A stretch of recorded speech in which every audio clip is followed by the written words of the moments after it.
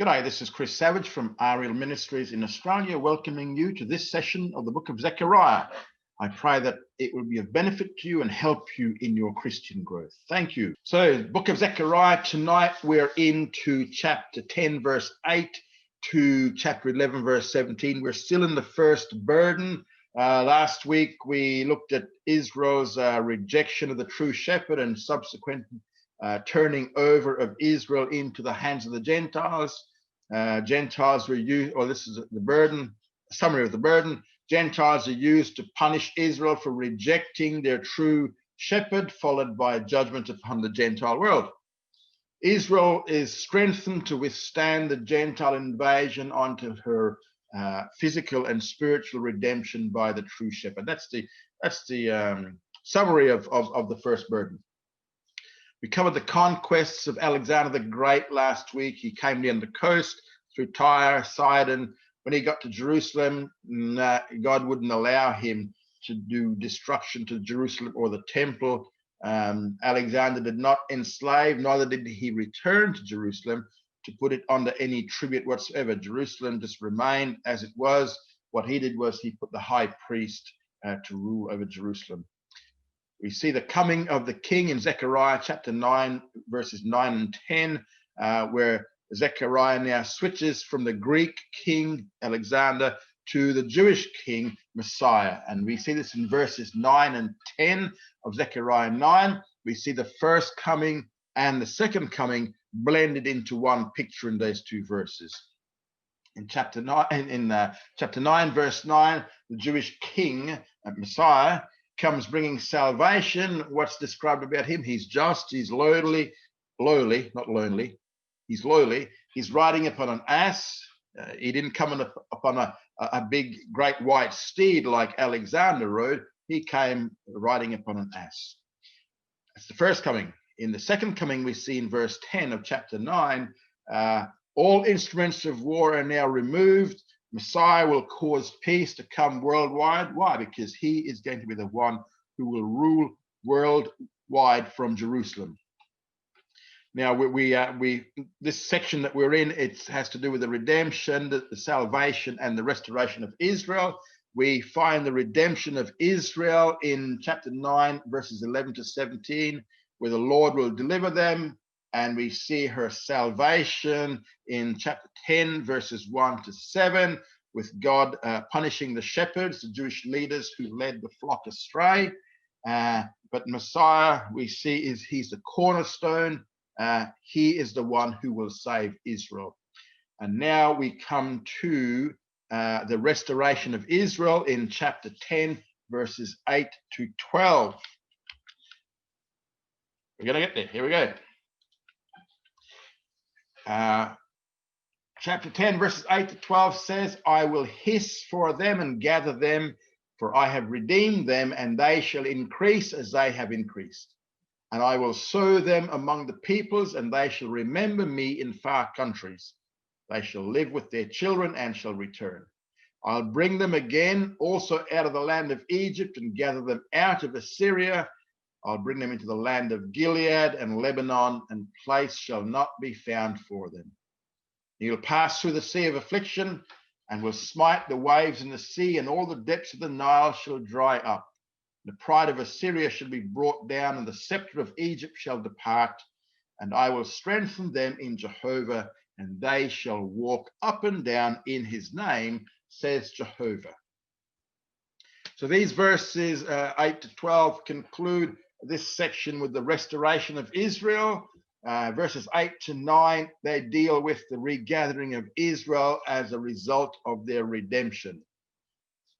Just, I will hiss for them and gather them. The Hebrew word sharak here means a shrill whistle, which is what a shepherd uses to control his sheep.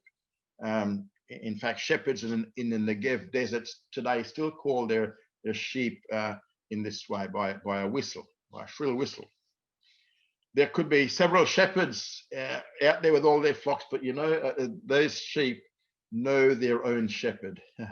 Even though they're mingling together, when that particular shepherd, he hisses for them, he whistles for them, his sheep come to him. So each shepherd has his own distinctive whistle, if you like. The sheep recognize the sound of its own shepherd's voice and will go towards that sound. So what we see here is that when God acts like a shepherd and he hisses for his flock Israel, they will recognize the voice of God. And the second thing we see here is, for I have redeemed them. So Israel's redemption is the basis for their regathering. Israel's redemption is the basis for the regathering. Their regathering follows their national salvation. So we have here, in the third thing we see here is that they shall increase as they have increased. So what we're going to see, and this is looking to the future, to when they're restored back into the land as a saved nation. We're going to see a population explosion among the Jewish people. They shall increase as they have increased. So it's going to be a population explosion. And the fourth thing we see in verse 9, it says, I will sow them among the peoples. So even after they've been regathered back into the land, that will be not the first regathering which we're seeing today. This will be the second regathering in faith from around the world. They will then be sent out among the Gentiles again, but not this time in a forced dispersion as a sign of judgment. Instead, they're going to go out in order to spread the good news about the Messiah among the Gentile nations in the kingdom. And the fifth thing we see here is it says that they shall remember me in far countries.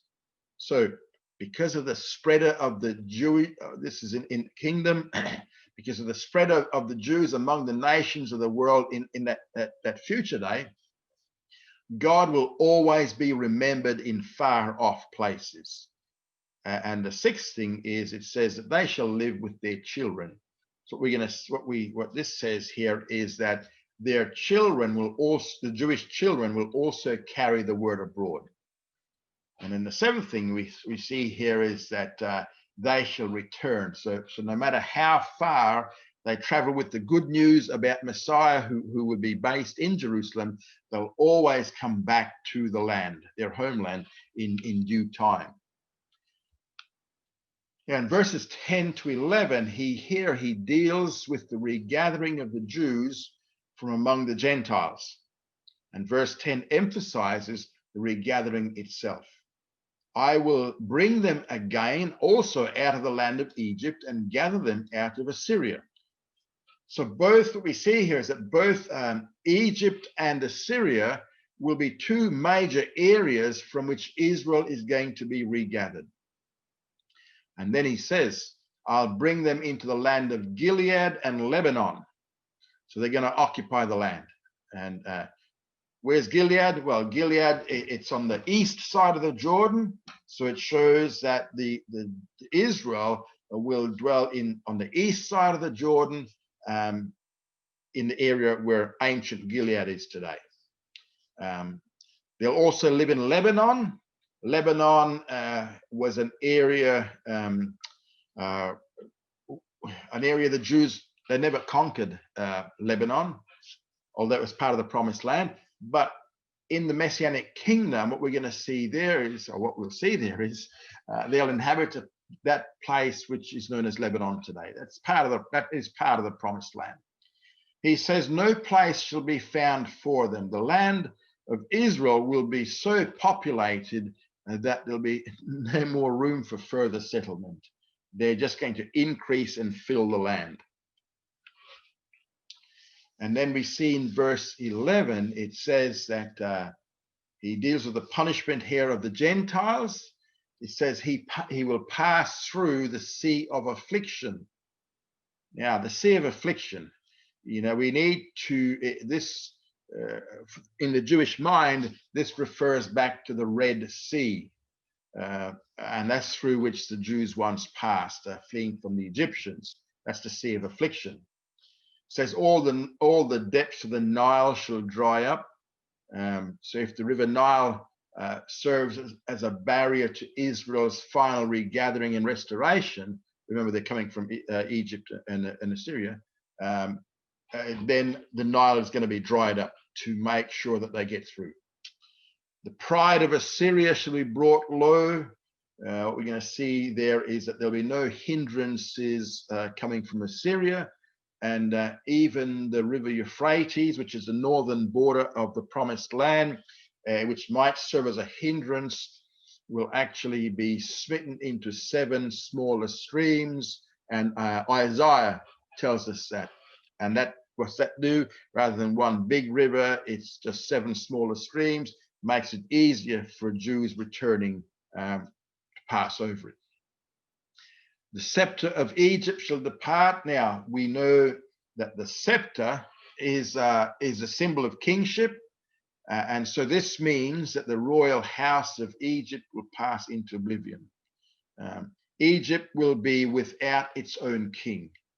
This whole prophecy here concerning the regathering from Assyria and Egypt, and reducing any waterways that might be a hindrance to Israel's return. We also see this in Isaiah chapter 11, verses 15 to 16. Isaiah 11, 15 to 16. Now, finally, what we see in verse 12 here, we have Israel's spiritual restoration. It says, I will strengthen them in Jehovah, and they shall walk up and down in his name, says Jehovah. So Israel will remain a saved, regenerate nation right throughout the Messianic kingdom. Isaiah tells us that every Jewish child born will believe in Messiah. No Jew will reject Messiah in the Messianic kingdom. Every Jew will believe in Messiah. Okay. Now, the rejection of the true shepherd, and we see this in chapter 11, verses 1 to 17. And this is the last main subdivision of the first burden that the Lord gave to Zechariah. And the prophet now is going to deal with the rejection of the true shepherd. And so in the first little section here, we see the devastation of the land in the first 3 verses of chapter 11. Open your doors, O Lebanon, that the fire may devour your cedars. Wail, O fir tree, for the cedar is fallen, because the goodly ones are destroyed. Wail, O ye oaks of Bashan, for the strong forest is come down. A voice of the wailing of the shepherds, for their glory is destroyed. A voice of the roaring of young lions, for the pride of the Jordan is laid waste. Now, Zechariah is here discussing the rejection of the true shepherd, and he begins by describing a devastation of the land in verses 1 to 3. And that comes as a result of the rejection of the true shepherd. And he focuses, first of all, here on Lebanon in verses 1 and 2. Open your doors, O Lebanon. Now, what's the reason for opening the doors? So the fire may devour your cedars. Lebanon was famous for its cedar trees. And we see here, as a result, the fir tree is told to wail, for the cedar is fallen, and the goodly ones are destroyed.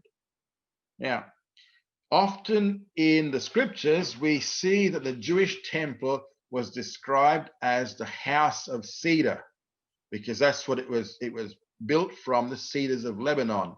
The walls and everything were built from the cedars of Lebanon, the doors, cedars of Lebanon, the floors and stuff were built from the pine trees, the fir trees. We see this in 1 Kings chapter 5, verses 5 to 6, where it speaks about the temple as being the cedars of Lebanon. So it seems here that Zechariah is concentrating his thinking here on the Jewish temple. Now, he's pointing out that the temple, which remember, they're rebuilding the temple in his day as he's getting this burden. They were seeing it being erected. His vision here is showing that someday that temple is going to be destroyed. As I said before, the fir tree was used by Solomon to make the floors, the doors, and the ceiling in his temple. Again, that's in 1 Kings chapter 6, verse 15 and 34. Now, 40 years, this is just to give you a reason why we're looking at this as being the temple. 40 years before the destruction of the second temple, when was that? Around about the time that Christ was crucified. It says 40 years before the destruction of the temple in AD 70, so it's about AD 30 when Jesus was crucified, the gates of the temple opened of their own accord. And Rabbi Yohanan, in Elam, this is from the Jewish writings, Rabbi Yohanan in Elam made this remark found in the tract called Masaketh Yoma, I think it is. And Rabbi Yohanan says, "Now I know," said he, "that the destruction of the temple is at hand according to the prophecy of Zechariah. Open thy doors, O Lebanon, that the fire may devour thy cedars." So in the Jewish mindset, the cedars of Lebanon referred to the temple. And this rabbi in AD 30, this is what he said when the doors were flung open. And that was one of the results of the crucifixion. Now, in the second part of verse 2, Zechariah now considers the land of Bashan. Bashan today, it's a part of the Golan Heights. He says, "Wail, O ye oaks of Bashan, for the strong forest is come down." So Bashan should weep because the mighty cedar of Lebanon has also fallen. And in verse 3, we have the wailing of the shepherds. A voice of the wailing of the shepherds. Who are the shepherds? Well, the shepherds are the Jewish leaders. And so, the reason for their wailing is for their glory is destroyed. The temple is destroyed. So when Zechariah is prophesying about, the rejection of the true shepherd, which was happening in Jesus' day. So when Jerusalem and the temple is destroyed, then their glory is destroyed. So the destruction of their city, Jerusalem, and the temple is the cause of the wailing of the leaders, the shepherds. And then finally, he focuses here upon the Jordan Valley in verse 3. He talks about the voice of the roaring of the young lions, for the reason that the pride of the Jordan is laid waste. The pride of the Jordan is the Jordan Valley. It's the areas of the Jordan River whose banks were heavily filled with vegetation, lush with bushes and woods. This is actually mentioned 3 times by Jeremiah in Jeremiah chapter 12, verse 5, chapter 49, verse 19, and chapter 50, verse 44. He speaks about the pride of the Jordan, which is the Jordan Valley. And it was in these woods that young lions used to live. So what we see here is that the devastation that was described here in verses 1 to 3 was fulfilled in the year AD 70. So this part of the prophecy has already been fulfilled now, not in Zechariah's day, but now. So having described here the destruction of the land of Israel from north to south, including Lebanon, Bashan, Golan Heights, Jordan Valley, and especially the temple in Jerusalem, we now see in verses 4 to 14, he now explains the reason for the devastation of verses 1 to 3. And that is the rejection of the true shepherd. So verses 1 to 3, the reason for the destruction here is because what we're going to see in verses 4 to 14, which is the rejection of the true shepherd, the Messiah. So what we see here described in 1 to 3 was a type of destruction that was fulfilled in the year AD 70. Now, this cannot be the Babylonian destruction. Why?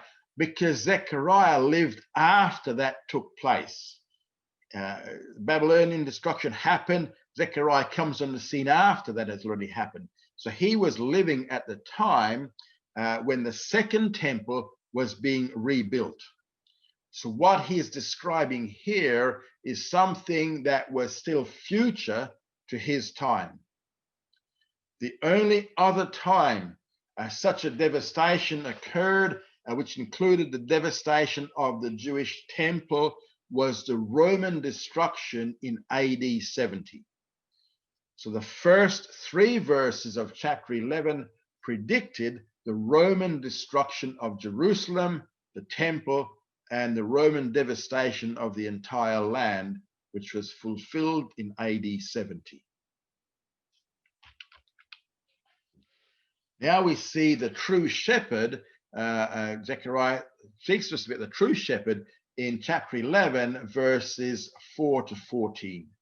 And in the first few verses here, 4 to 6, we have the commission to the prophet Zechariah. Chapter 11, verse 4, thus said Jehovah my God, feed the flock of slaughter, whose possessions slay them, whose possessors slay them, and hold themselves not guilty. And they that sell them say, blessed be Jehovah, for I am rich. And their own shepherds pity them not. For I will no more pity the inhabitants of the land, says Jehovah. But lo, I will deliver the men every one into his neighbor's hand, and into the hand of his king. And they shall smite the land, and out of their hand I will not deliver them. So this is the commission to the prophet Zechariah.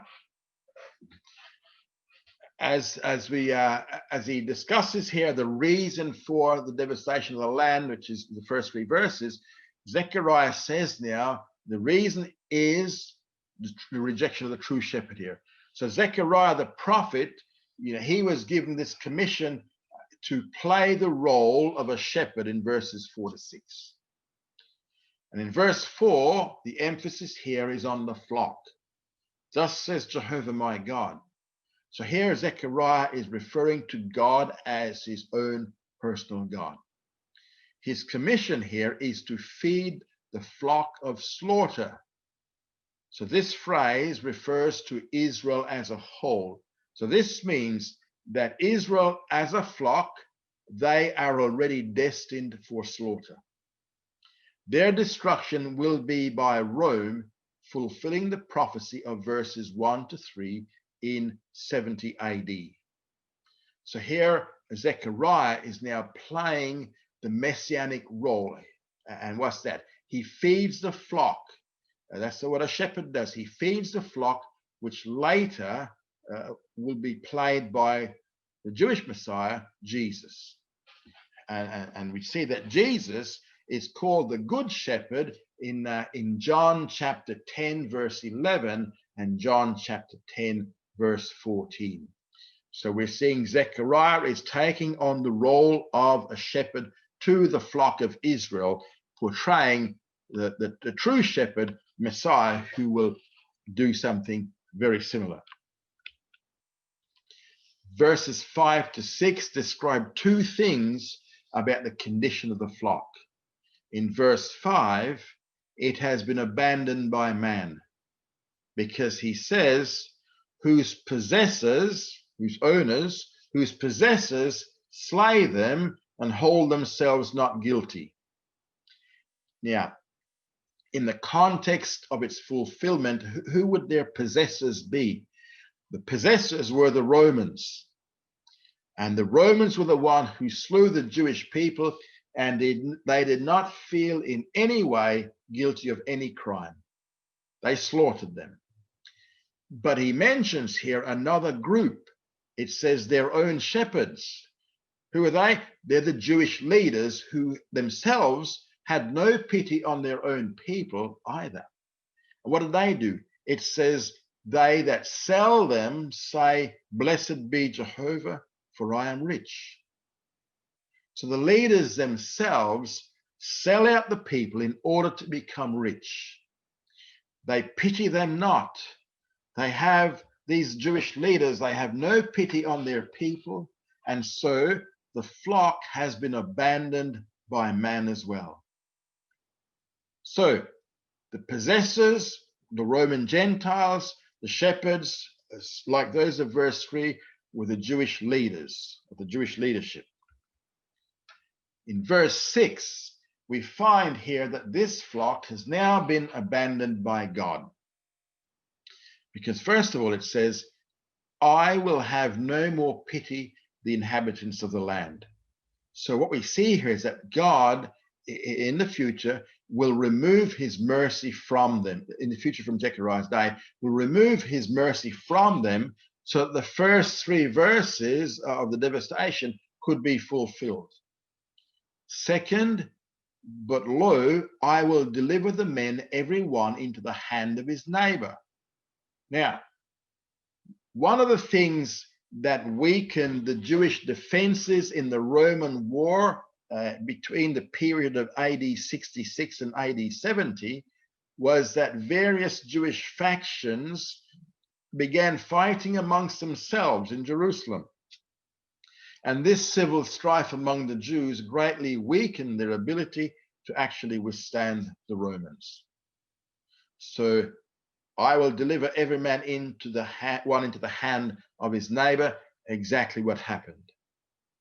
The third thing we see here is that God will deliver every man into the hand of his king. Now, in John chapter 19, verse 50, when Jesus was on trial there, the Jewish people cried out, we have no king but Caesar. So the point here is, and that was their declaration.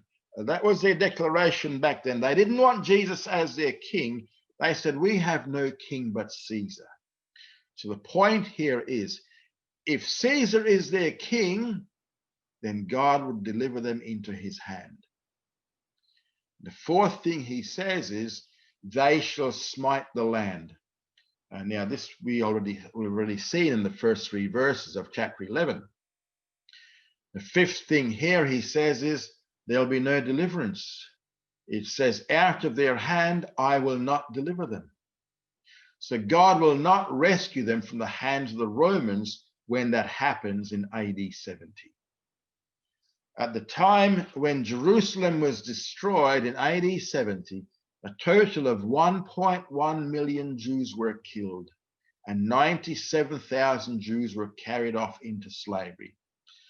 So in verses 4 to 6, Zechariah was told to play the role which the Messiah will play someday, to feed a flock destined for slaughter by the Roman Empire, abandoned both by man and by God.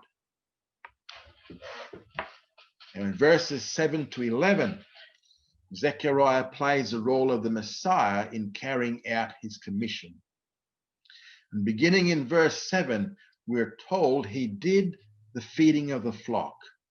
Zechariah says, so I fed the flock of slaughter.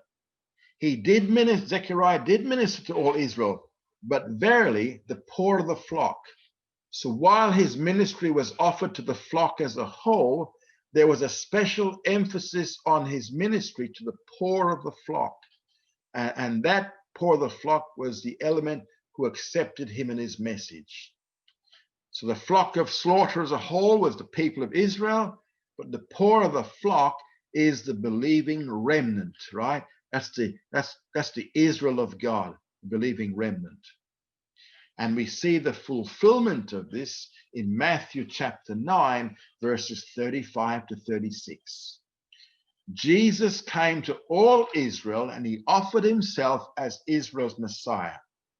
However, as things moved along, he ended up being accepted only by the poor of the flock, the believing remnant. And eventually, these were the ones to whom he ministered. Then he says, I took unto me two staves. And this is to help him carry out his work as a shepherd. He had two staves or two stout poles. One of them he called beauty. So this is Zechariah playing the role of the shepherd. Two staves. One of them he calls beauty.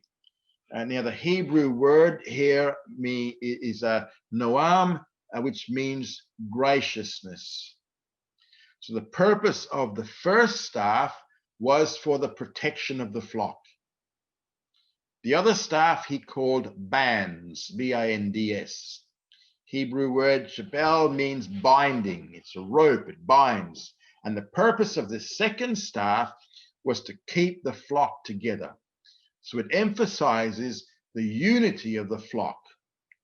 And so I fed the flock. So in this way, Zechariah fulfilled his commission. The flock was fed. He did not fail in fulfilling that which God commanded him to do. Now in verse 8, he talks here about the destruction of the other shepherds. And I cut off 3 shepherds in 1 month. These 3 shepherds could be seen prophetically as the priests, the scribes, and the elders of the people. Others see it here as the civil authorities, the priests, and the false prophets. However, others see them as the lawyers, the Sadducees, and the Pharisees.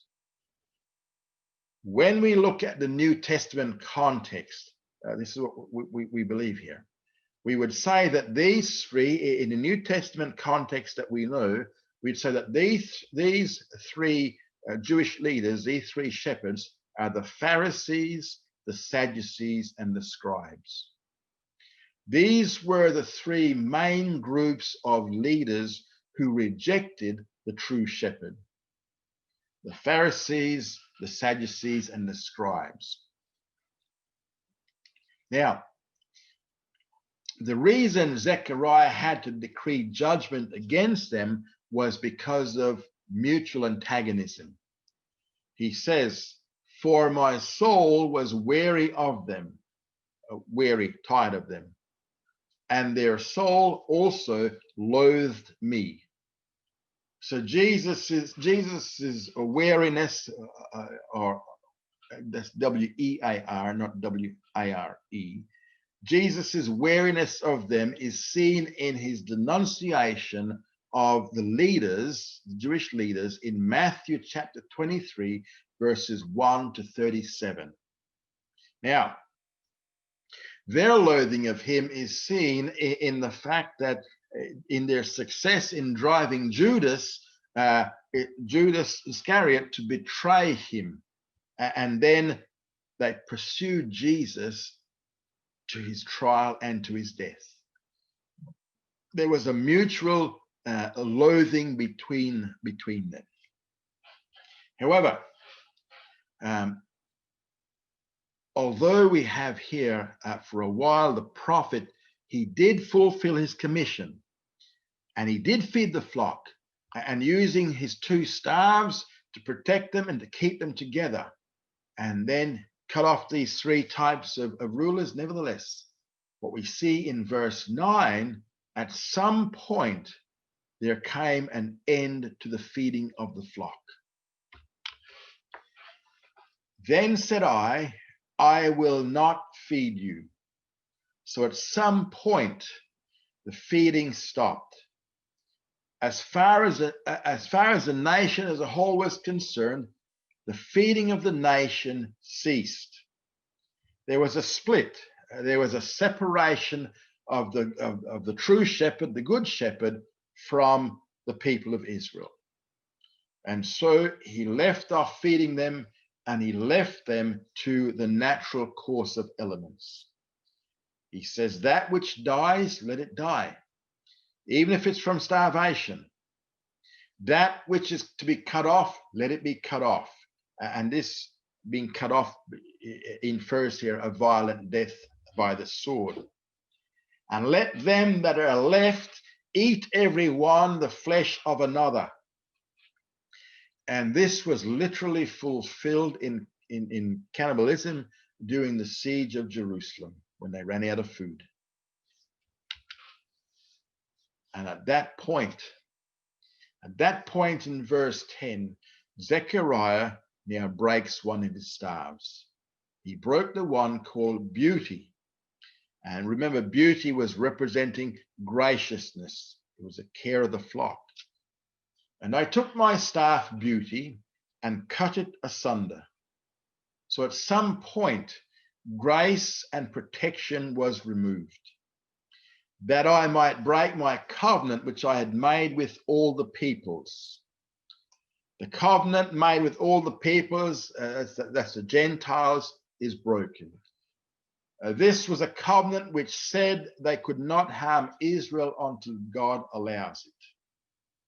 So now God does allow it. And the Gentiles from now on begin to hurt Israel. We see similar covenants, like restraints imposed by God. We see them in Job 5 verse 23 and Hosea chapter 2 verse 20, depends which version you use, verse 18 in the authorized version. And we see it also in Ezekiel 34 verse 25.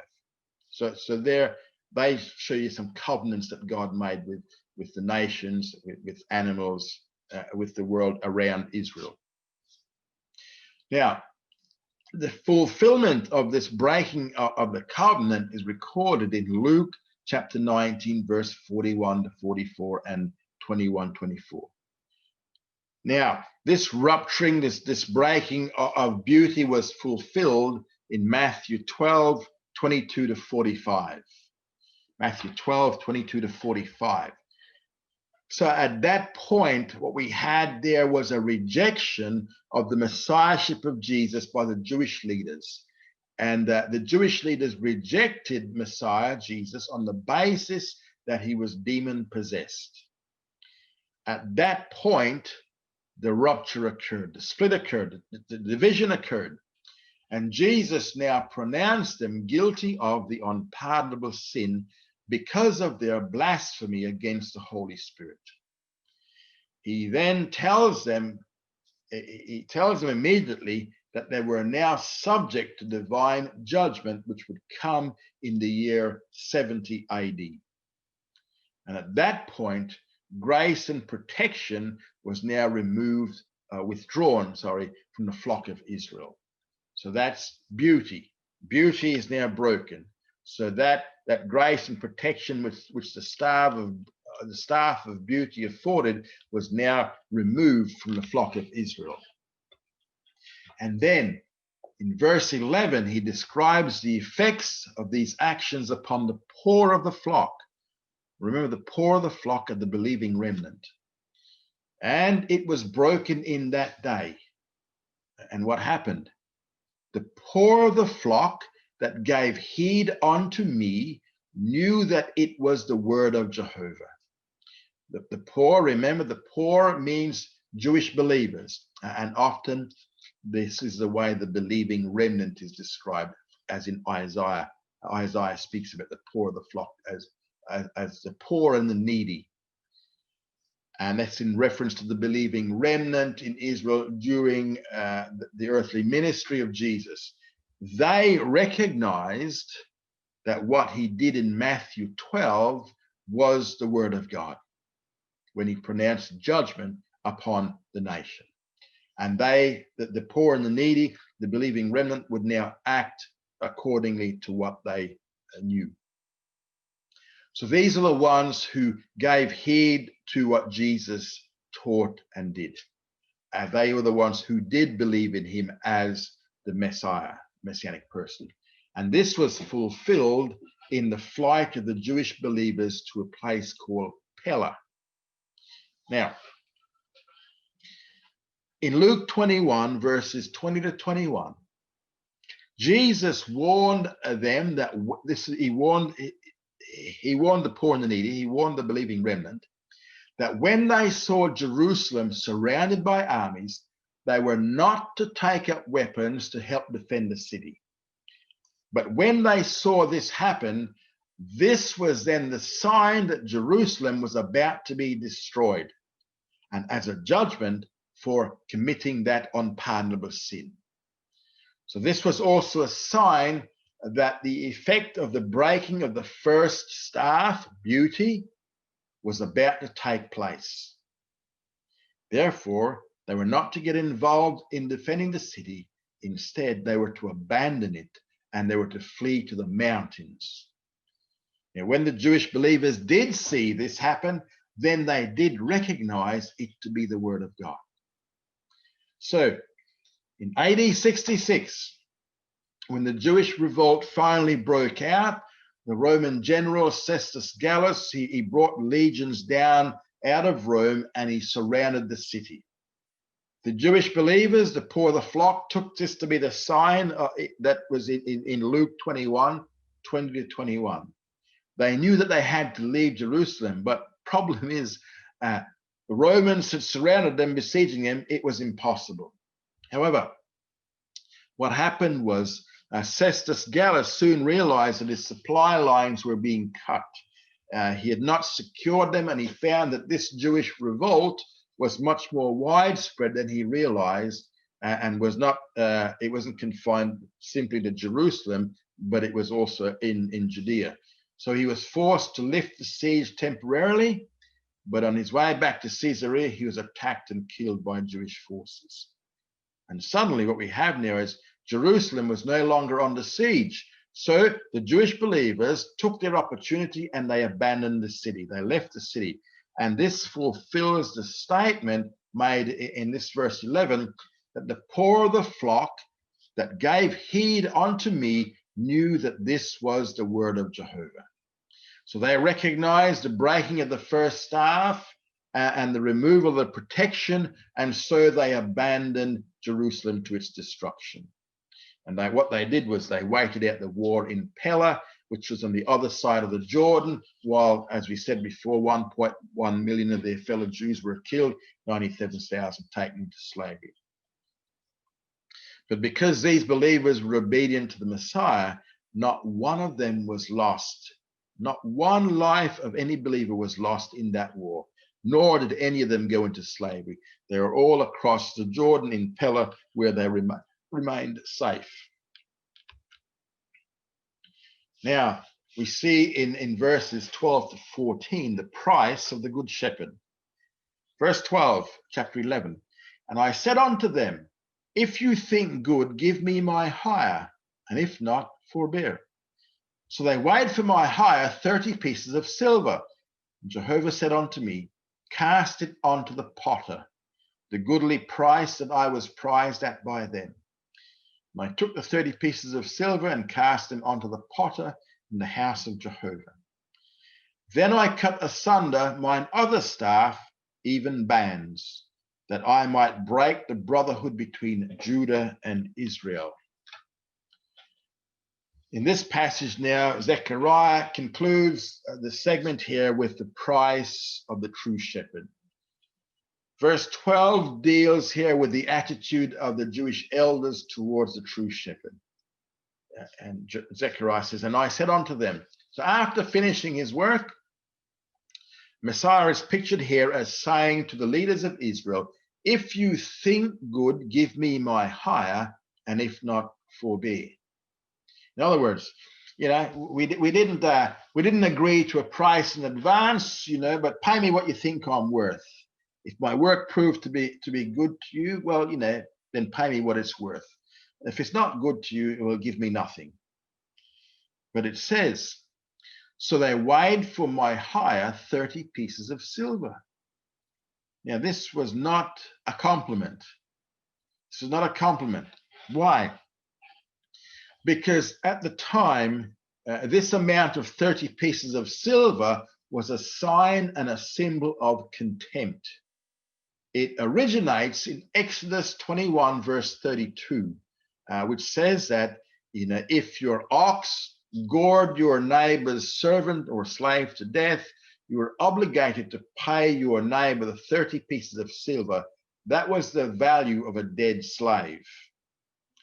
Later, if you wish to show contempt for someone, you would convey this by giving him 30 pieces of silver, saying, "You are worth no more to me than a dead slave."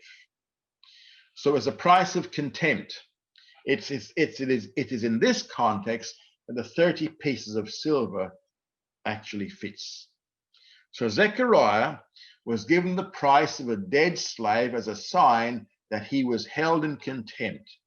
And this was fulfilled in the life of Jesus in Matthew chapter 26, verse 14 to 16. Now, in verse 13, Zechariah gets another commission. Jehovah said unto me, "Cast it onto the potter." So after playing the role of the Messiah, God again appears to him and tells him to take this silver money and cast it into the potter's area of the temple compound. And then God says, "This is the goodly price whereof I was prized at by them."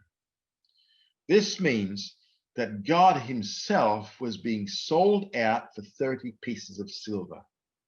The expression goodly price here it's a sarcastic remark.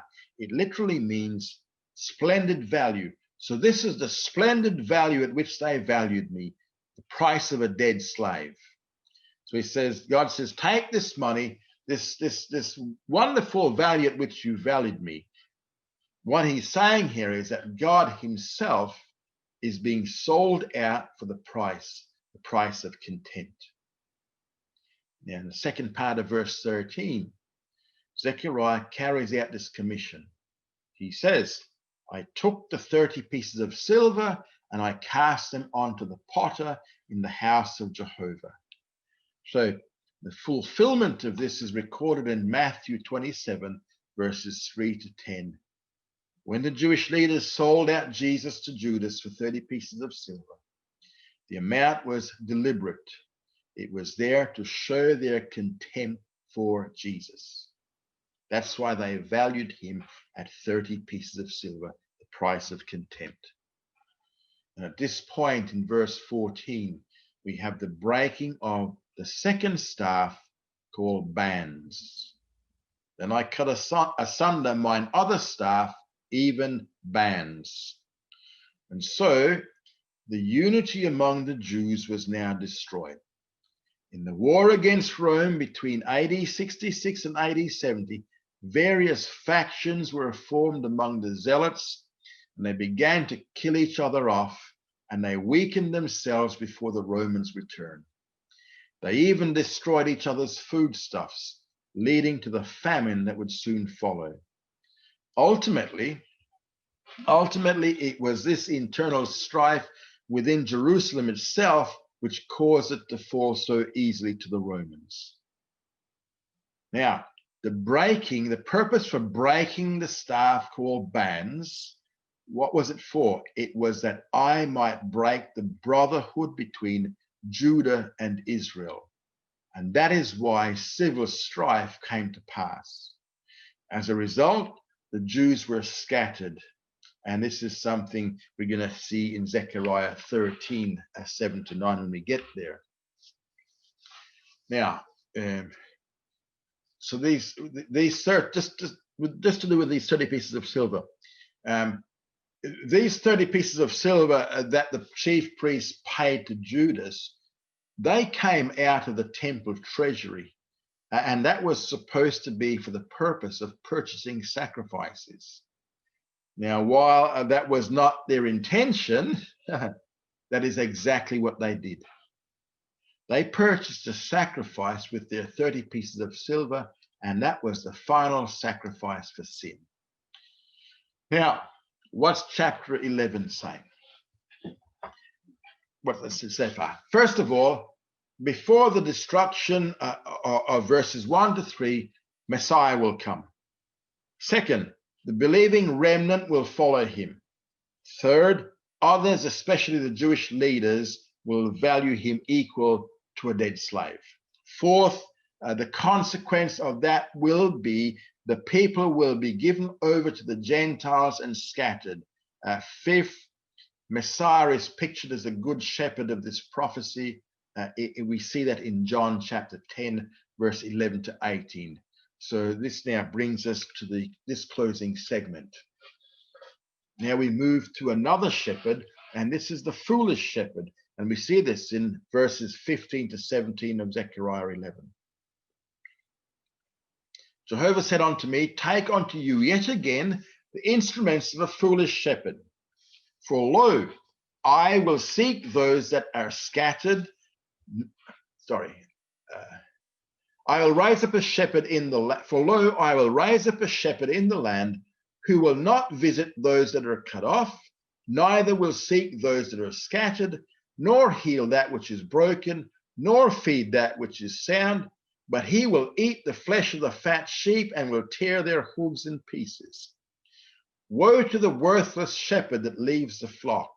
The sword shall be upon his arm and upon his right eye. His arm shall be clean dried up, and his right eye shall be utterly darkened. So in these verses, we have the account now of the foolish shepherd whom Israel will accept. In verse 15, the prophet again is commissioned, take unto you yet again. He's now to play a second role, but this time he's going to act as a foolish shepherd or a false shepherd. He is told to take up the instruments of a foolish shepherd. Now, instruments of a foolish shepherd are the same as a good shepherd. It's just the way, the difference is it's the way that they are used. Good shepherd uses them correctly, foolish shepherd uses them incorrectly. And in verse 16, he's told the reason for playing this second role and the purpose of it. For lo, I will raise up a shepherd in the land. So God is going to raise up another shepherd in the land, a false one. This means that God is going to bring him onto the scene. Several things are said about this false shepherd. He will not visit them that are cut off. He'll have no concern for the flock as a true shepherd did. Second, neither will he seek those that are scattered. True shepherd did that. He came to seek the lost. Third, nor heal that which is broken, which the true shepherd did. Fourth, nor feed that which is sound. True shepherd did that. He will eat the flesh of the fat sheep. The true shepherd didn't do that. In other words, this false shepherd, this false one, is going to use the flock for his own self-satisfaction. The sixth thing he does is it says he will tear their hoofs in pieces, and this is destroying the flock to become rich himself. So the point of verse 16 is to show that the reason why Zechariah is to play the role of a foolish shepherd is because a foolish shepherd will indeed arise from the land of Israel, and he is going to be accepted by the people, but he will not do all the things which the good shepherd did. While some people see this as being fulfilled in the future by the Antichrist, this is unlikely because this has already been fulfilled, because it is part of those things which resulted in the devastation of the land, which happened in AD 70. Further on in AD 135. The first Messiah in Jewish history was Jesus. No one ever claimed to be the Messiah before that, but he died in AD 30. 100 years later came the first false Messiah who led the second Jewish revolt against Rome. His name was, he was a man called Simon Bar Kokhba. It was later changed to Simon Bar Kokhba. He led a revolt against Rome between the year AD 132 and 135. And because of his initial success in defeating the Romans in the first half of the war, he was declared to be the Jewish Messiah by a Rabbi Akiba, a leading rabbi of the day, and many members of the Jewish Sanhedrin. It was he, Bar Kokhba, who fulfilled these verses as a foolish shepherd. He was the one who brought about the second revolt, which failed, and that caused complete devastation of the land to the point where Jerusalem became off limits to any Jews at all. The emperor, the general, he plowed over Jerusalem, he completely destroyed it, and he salted the ground up there. And he forbid Jews from coming into Jerusalem. And that's when they called the land Palestine. Now, in verse 7, he announces a judgment on the foolish shepherd. Woe to the worthless shepherd that leaves the flock. Bar Kokhba was a false leader who only brought about even further devastation and an even further division between Jews who believed in Jesus and those who did not. Zechariah declared, the sword shall be upon his arm and upon his right eye. Now, this focuses on his right arm and his right eye. Probably means here that these things actually happened to Bar Kokhba prior to his being killed by the Romans. Concerning his arm, it says that his arm shall be clean, dried up. Right arm was supposed to have been used to protect the flock, but this one wasn't. This corresponds here to the staff named Beauty. Bar Kokhba did not fulfill his function with any grace at all, no graciousness. Concerning his right eye shall be utterly darkened. Now, he'll go blind in his right eye. You know, what's his eyes supposed to do? His eyes are supposed to watch over the flock so that it does not scatter. He failed. This corresponds to the second staff, bands. Remember, bands meant to binding, keeping the flock together. So Bar Kokhba failed to fulfill the purpose of that staff as well. So basically, what we see is the devastation of the land in verses 1 to 3 comes about because of the rejection of the true shepherd in verses 1 to 14 and the acceptance of the false shepherd in verses 15 to 17. There are our contact details there. And that's your lot for the night.